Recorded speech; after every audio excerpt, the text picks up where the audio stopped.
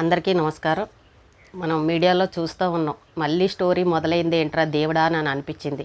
ఏ ఛానల్లో చూసినా కూడా ఈ రాజ్ తరుణ్ లావణ్య స్టోరీ గత కొద్ది రోజులుగా చూసాం. కానీ మధ్యలో ఎందుకో కొన్ని రోజులు రెస్ట్ ఇచ్చారు, బ్రేక్ అయింది. అమ్మయ్య అనుకున్నాం. ఏమయ్యారో మళ్ళీ ఎవరు అడ్రస్ లేకుండా వెళ్ళిపోయారు. కానీ ఇప్పుడు మళ్ళీ మొదలైంది. అసలు నిజంగా వీళ్ళ వాయిస్ రికార్డులు కానీ వీళ్ళ వీడియోలు కానీ వింటూ ఉంటే ఈ రకంగా పెంచారా తల్లిదండ్రులు వీళ్ళని చాలా కోపం కూడా వచ్చింది. ముందు ఈ లావణ్య అనే అమ్మాయి గురించి మాట్లాడుకుందాం. మిగిలినవన్నీ మీరు అందరూ చూస్తూనే ఉన్నారు. అసలు ఈ లావణ్య పేరెంట్స్ గురించి మాట్లాడుకుందాం. ఈ లావణ్య ఈ రాజ్ తరుణ్ తోటి నేను ఇన్ని సంవత్సరాలు 11 సంవత్సరాలు అలా కలిసి ఉన్నాము, సహజీవనం చేశాము, నన్ను పెళ్లి చేసుకున్నాడని ఇలా ఏవేవో చెప్పుకొచ్చింది, కేసులు పెట్టింది. ఇక్కడ ఒక విషయం అర్థం కావట్లే. తల్లిదండ్రులు ఉన్నారు, ఆ అమ్మాయికి ఒక తమ్ముడు కూడా ఉన్నాడు. మరి ఇన్ని సంవత్సరాలు ఆ అబ్బాయితో కలిసి ఉంటే అసలు ఈ తల్లిదండ్రులు ఎలా పంపించారు? తల్లిదండ్రులు చూస్తూ ఎలా ఉన్నారు? అంటే మా అమ్మాయి డబ్బు సంపాదిస్తుంది కదా, తనకు అన్నీ తెలుసు, తనే చేస్తుందని వదిలేశారా? అమ్మాయి జీవితం ఆ అమ్మాయి చూసుకుంటుందిలే, మనకెందుకులే అని వదిలేశారా?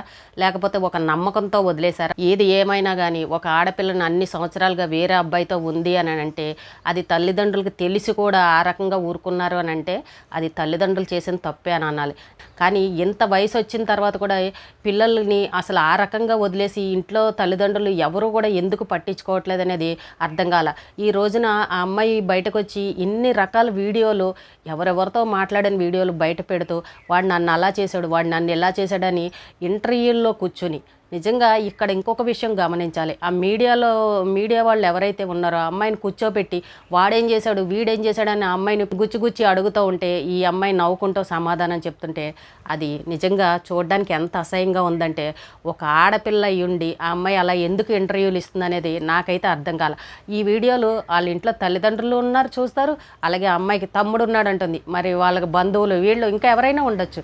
అందరూ చూస్తే అసలు నా పరిస్థితి ఏంటి, నన్ను ఏమనుకుంటారు, ఇంత అసహ్యంగా నేను మాట్లాడకూడదు, ఒక ఆడపిల్లగా ఉండాలన్న ఆలోచన ఆ అమ్మాయికి ఎందుకు రాలేదని నాకు అర్థం అవట్లే.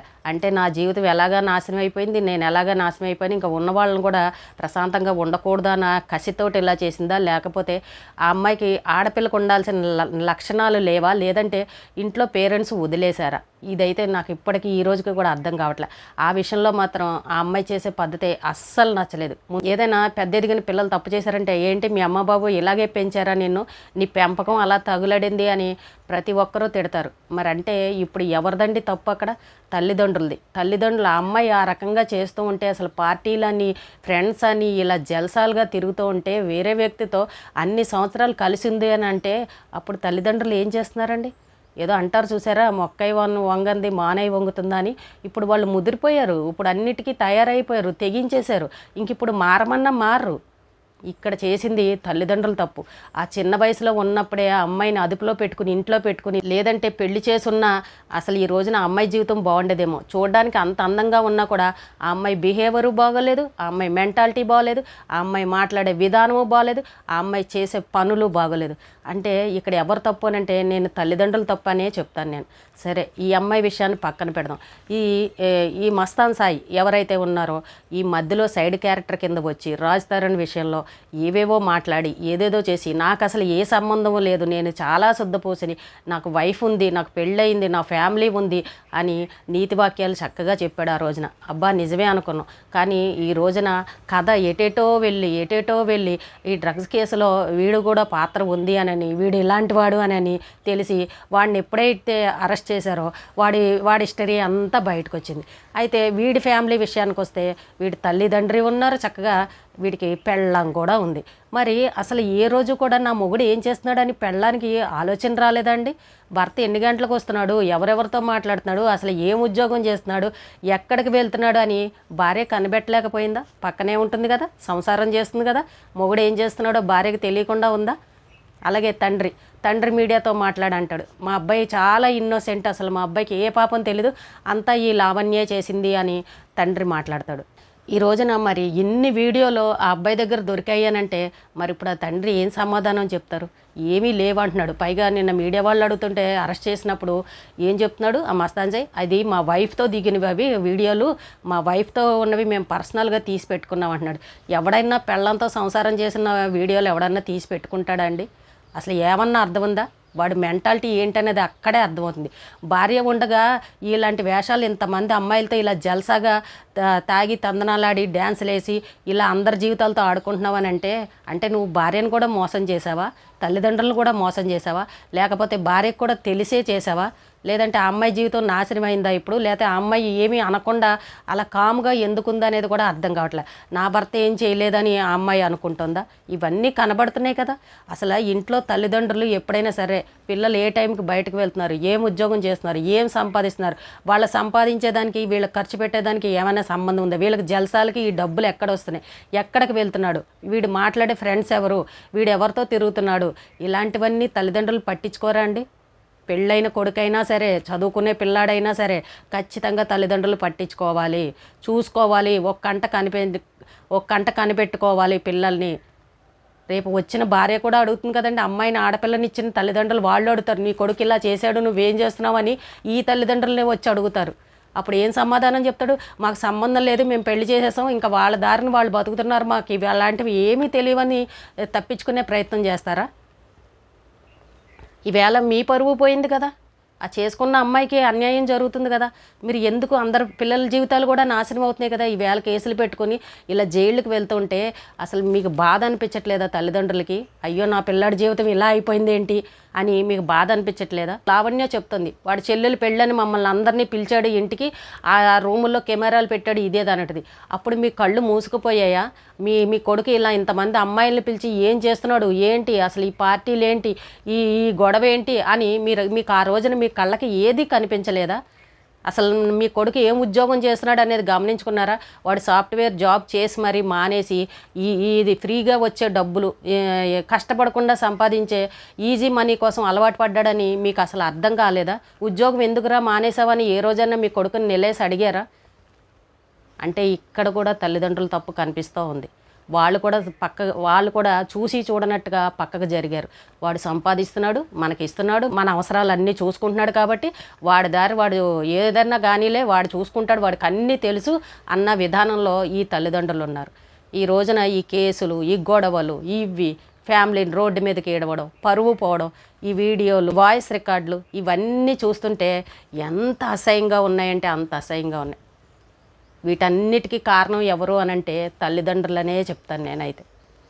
తల్లిదండ్రులదే తప్పు. పిల్లలు ఏం చేస్తున్నారని కనిపెట్టుకోకపోవడమే తల్లిదండ్రులు చేసిన తప్పు.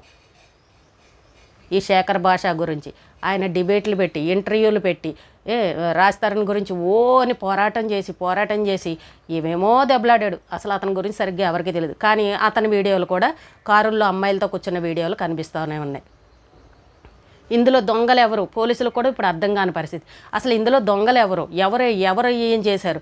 చూస్తే అందరూ ఉన్నారు ఇందులో, అందరూ దొంగల్లాగానే కనబడుతున్నారు. కానీ ఒకరి మీద ఒకరు చెప్పేసుకుంటూ ఉంటారు.